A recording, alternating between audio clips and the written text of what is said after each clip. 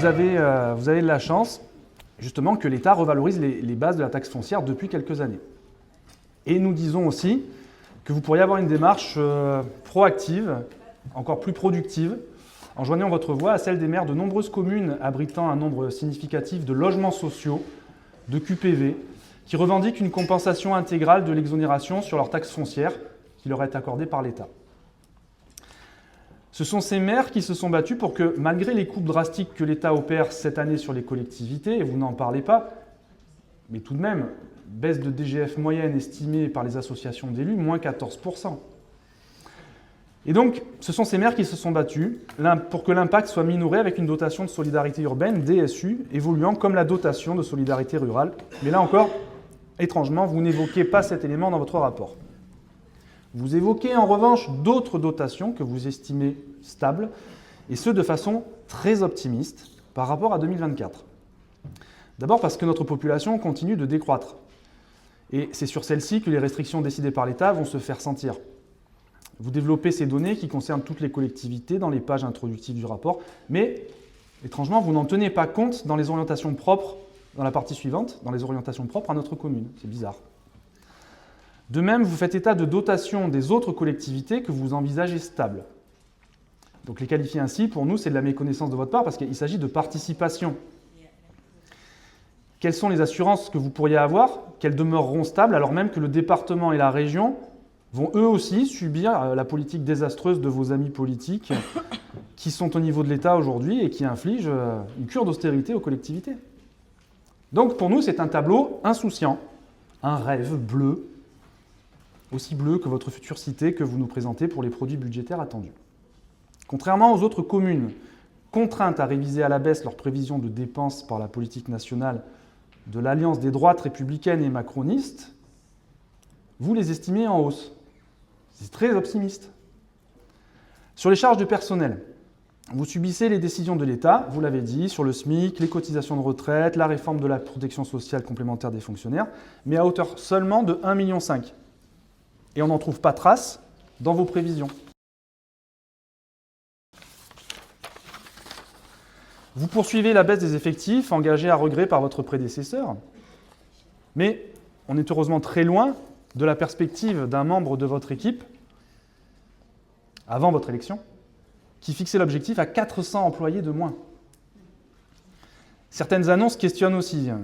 Ainsi, alors que vous justifiez la multiplication par 6 du nombre de contractuels permanents par une régularisation de la situation d'autant de non-permanents, pourquoi ne pas doter la ville de fonctionnaires statutaires ?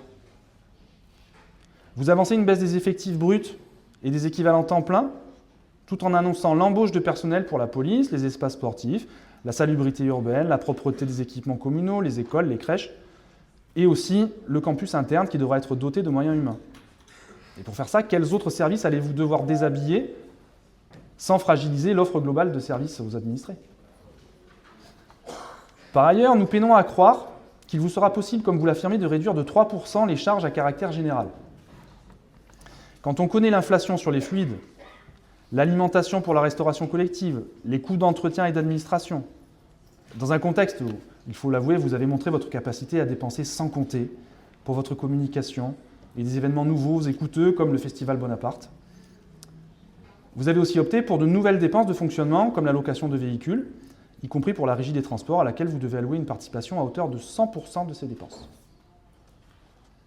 Par ailleurs, la baisse des charges à caractère général est rendue possible par la fermeture de la piscine, donc d'un service public, soit environ 600 000 € en moins de dépenses.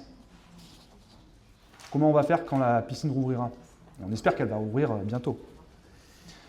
Tout cela est d'autant plus inquiétant que depuis votre deuxième année complète de mandat, le poids des intérêts et des emprunts, je parle des intérêts, est reparti à la hausse, avec un surcoût d'environ 1 million d'euros par rapport à 2022. Votre obstination a freiné de manière purement démagogique envers un certain électorat. Les programmes de création d'habitat social entraînera cette année, vous en avez parlé, une nouvelle réfaction de fiscalité que vous estimez dans le document à 1 million d'euros, mais vous venez de nous dire 1,1 million pour non-respect de l'obligation légale des 25% de HLM. Ça aurait même pu être pire. Pour les années à venir, si au lieu de vous laisser vous enfoncer dans une situation qui aurait pu être catastrophique, vos oppositions tant de vos anciens amis de droite que de nous-mêmes, ne s'étaient pas mobilisés pour vous éviter le drame budgétaire qui aurait résulté de votre acharnement à empêcher la mise en œuvre du programme de bois sacré, qui contient une part importante de logements sociaux.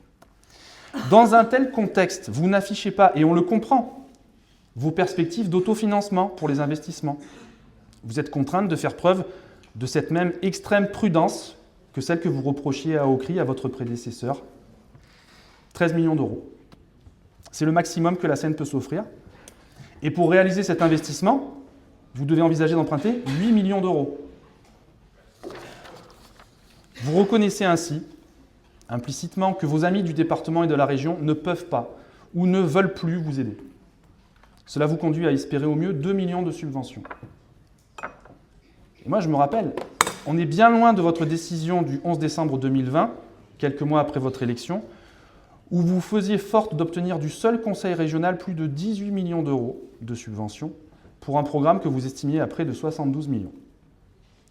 Tout ça, c'est noyé dans le sentier sous-marin parmi le patrimoine subaquatique des œuvres d'art immergées de la Verne.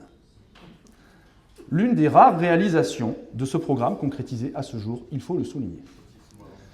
Et ce tableau nous amène à nous questionner sur les épargnes brutes et nettes que vous espérez pouvoir dégager à hauteur de plus de 10 millions d'euros. Le conseil municipal serait certainement très intéressé de connaître les modalités de gestion que vous envisagez pour y parvenir quand on regarde le tableau des charges et produits prévisionnels que vous exposez. Cette épargne est essentielle, ramenée à l'encours de la dette, pour justifier le ratio de 9,5 années de durée nécessaire au désendettement que vous affichez et dont vous avez parlé. Peut-être que nous aurons les réponses lors de la présentation du budget, nous l'espérons, mais pour l'heure, comment ne pas craindre une insincérité de votre budget? Je vous remercie, Madame la maire.